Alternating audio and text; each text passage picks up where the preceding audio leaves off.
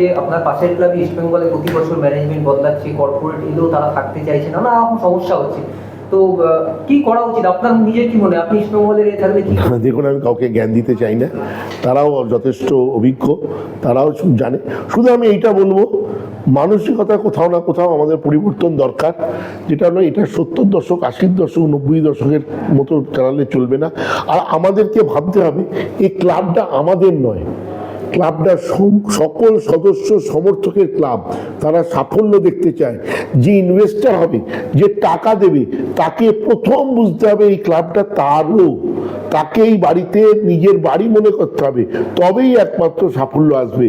তাদেরকে যদি আমরা সারাক্ষণ বোঝাই এটা তোমাদের নয়, এটা আমাদের, তোমাদেরকে আমরা টিম করতে দিয়েছি, এইটা করো, সেইটা করো, ওইটা করো, এই টাকা দাও, তাহলে কিন্তু সাফল্য আসবে না। এটা কিন্তু একটা জনসংযোগ করতে হবে, দুজনের মিলে সমন্বয় করতে হবে।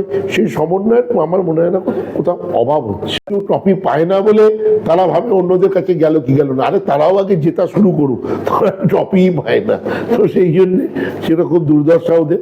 তবে আমাদের আসবেন, আমি যেটা বলেছি, ডক্টর সঞ্জীব ব্যাংকে রিকোয়েস্ট করেছি, উনি কলকাতায় নেই, উনি কলকাতায় ফিরলে উনি যাতে ট্রফিটা সাথে করে নিয়ে আসবেন।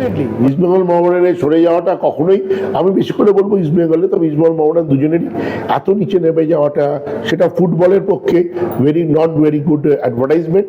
বাংলার ফুটবল, ভারতের ফুটবলের জন্য মোহনবাগান ইস্ট বেঙ্গল দুটি স্তম্ভ, তাদের ততটাই শক্তিশালী থাকা উচিত।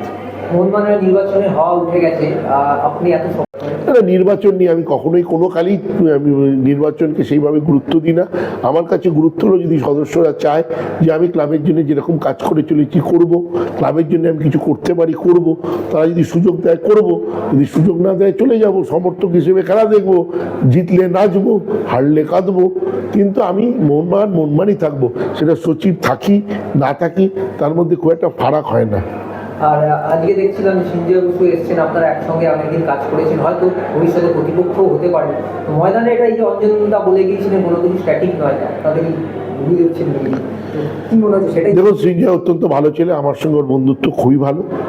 নিশ্চয়ই কিছু ভুল বোঝাবুঝি, নিশ্চয়ই কিছু বক্তব্য আছে, কিন্তু সেইটার মাধ্যমে আমরা আজকেও এসছে, জেতায়ও আনন্দিত।